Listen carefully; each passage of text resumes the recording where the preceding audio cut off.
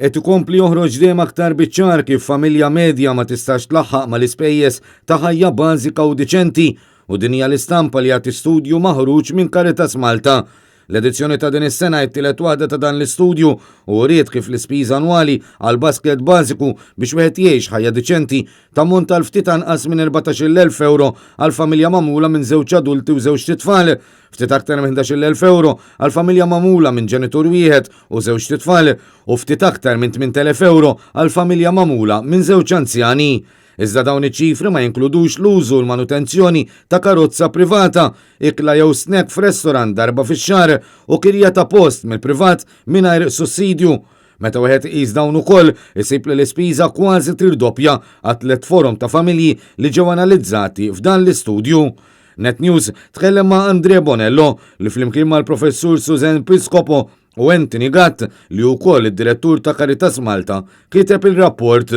Aħna naraw ħafna nies fit-tbatija, immissu n-nies qegħdin fit-tbatija u allura permezz tal-kitba tagħna qegħdin inwasslu biex bekk daw in-nies joħorġu mit-tbatija. Ir-rakkomandazzjonijiet tagħna juru li n-nies għandhom jgħixu ħajja diċenti. Dan l-istudju qiegħed juri li n-nies li huma fil-faxxa il-baxxa li kif smajna fil-preżentazzjoni għaddejjin fuq il-benefiċċji soċjali għandhom bżonn dik l-għajnuna ekstra biex huma jkunu jistgħu jitilgħu mill-periferija ħalli bekk ikunu jistgħu jkunu inklużi fis-soċjetà. Waqt konferenza tal-aħbarijiet biex tippreżenta dan l-istudju, il-Caritas spjegat li dawn iċ-ċifri ta' tħassib ikomplu jeskalaw f'każ ta' familji li jinkludu persuni b'diżabilità jew b'xi kundizzjoni medika. Dan kif dawn il-persuni jiffaċċjaw aktar sfidi finanzjarji biex jixtru bżonnijiet essenzjali bħal ikel, mediċini u apparat mediku kif ukoll tat-teknoloġija. Dawn jiffaċċjaw ukoll sfidi kbar biex jirranġaw affarijiet skont il-ħtieġa tagħhom bħal ħwejjeġ jew wheelchair.